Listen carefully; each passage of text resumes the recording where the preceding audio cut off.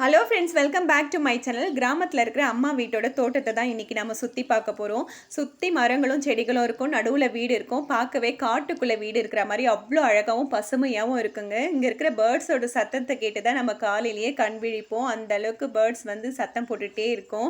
வீட்டோட முன்பக்கத்துல இருந்து சைடில் பின்னாடின்னு எல்லா இடத்துலையுமே மரங்கள் வச்சுருக்காங்க. முன்னாடி சீத்தா, மாதுளை இதெல்லாமே இருக்குது. சைடில் பார்த்திங்கன்னா கொய்யா, சீத்தா, மாதுளை, வாழை மரம், வெற்றிலை இது எல்லாமே இருக்குங்க. அது இல்லாத நிறைய வகையான மூலிகை செடிகள்லாம் இருக்குது. கீரைகள் நிறைய போட்டிருக்காங்க. காய்கறிகள் எல்லாமே இருக்குது.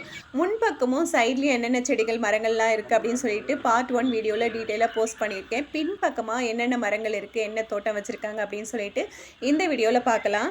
இங்கே இருக்கிறது பார்த்திங்கன்னா நீட்டு மிளகாய் தோட்டம். பார்ட் 1ல் பார்த்தது ஃபுல்லாகவே நம்ம குண்டு மிளகாங்க. இது எல்லாமே நீட்டு மிளகாய் தான். அது பக்கத்துலேயே வெண்டைக்காய் போட்டிருக்காங்க. இது கொத்தவரங்காய் செடி.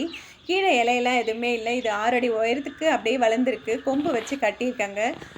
நுனியில் மட்டும் கொத்தவரங்காய் கொத்து கொத்தாக வச்சுருக்கு. இது சுண்டக்காய் செடி. நிறையவே பூ பூத்திருக்கு. காய் இப்போதைக்கு எதுவுமே இல்லை. அது பக்கத்துலேயே சீத்தா மரமும் இருக்குங்க. இது அவரைக்கொடி. ஆடி மாதம் போட்டது தான். பந்தலில் நல்லாவே படர்ந்துருக்கு. ஆனால் காய் எதுவுமே இல்லை. பூக்கள் பார்த்திங்கன்னா நிறையவே கொத்து கொத்தாக வச்சுருக்கு. டெய்லி காலையில் சிட்டுக்குருவி வந்து இந்த பூக்கள் எல்லாம் சாப்பிட்றது பார்க்குறதுக்கே ரொம்பவே அழகாக இருக்குது. அது பக்கத்துலேயே மல்லி செடி வச்சுருக்காங்க. குண்டு மல்லி செடி. இது நல்லா புதர் மாதிரி வந்திருக்கு. மொட்டுக்கள்லாம் நிறையவே இருக்குங்க. இப்போ கொஞ்சம் குறைஞ்சிடுச்சு. ஆரம்பத்தில் வந்து ஒரு 3 முழம் பூத்தது. இப்போ 1 முழம் தான் பூத்துட்ருக்கு. அது பக்கத்துலேயே பானையில் தண்ணி வச்சுருக்காங்க பேர்ட்ஸ் எல்லாம் குடிக்கிறதுக்காக. இந்த வீடியோலேயே நீங்கள் கேட்கலாம் பறவைகளோட சத்தம் எந்த அளவுக்கு இருக்குது பாருங்கள். இது பக்கத்தில் இது மருதாணி செடி. ரொம்ப நாள் எங்கள் வீட்டில் மருதாணி செடியே வளரல அப்படின்னு சொல்லிகிட்டே இருப்பாங்க அம்மா. இப்போ தான் சூப்பராக வளர்ந்துட்டுருக்கு. இது பக்கத்துலேயே பாருங்கள் கறிவேப்பிலை. இதுவும் நல்ல ஹெல்த்தியாக இருக்குது. நிறைய கிளைகள் விட்டு பெருசாக வந்திருக்குங்க. பூச்சி தாக்குதல்லாம் எதுவுமே இல்லை. அந்த அளவுக்கு சூப்பராக இருக்குது. அதுக்கு பின்னாடி அப்படியே பப்பாளி மரம் வந்திருக்கு. ஏற்கனவே முன்பக்கமாக இருக்கிற பப்பாளி அது காஞ்சிடுச்சு. இது இப்போ தான் புதுசாக வளர்ந்துட்டுருக்கு. இது பக்கத்துலேயே முருங்கை மரம், வேப்ப மரம் இதெல்லாம் இருக்குது. முருங்கை மரத்துக்கு பக்கத்துலேயே எலுமிச்சை மரம் இருக்குது. இதில் பழம் எதுவுமே இல்லை. பூக்களும் பிஞ்சுகளும் தாங்க இருக்குது. இதுக்கு கீழே பார்த்திங்கன்னா நிறைய வகையான கீரைகள்லாம் இருக்குது. பொன்னாங்கண்ணி, சாரணக்கீரை, மூக்குத்தி கீரை, அப்புறம் மணத்தக்காளி கீரை, முடக்கத்தான் எல்லாமே இருக்குது. இந்த காம்பவுண்ட் ஒட்டி கரும்பு நட்டுருக்காங்க. பொங்கலுக்கு வாங்கின கரும்பு தான். நல்லா செழிப்பாகவே வளர்ந்துருக்கு. இது பார்த்திங்கன்னா ஈச்ச மரம். எங்கள் வீட்டுக்கு பக்கத்தில் ஒரு ஈச்ச மரம் இருந்தது. அதை வெட்டிட்டாங்க. இப்போதைக்கு அந்த மரம் இல்லை. அதுலேருந்து விதை உழுந்துதாங்க இந்த மரம் முளைச்சிருக்கு.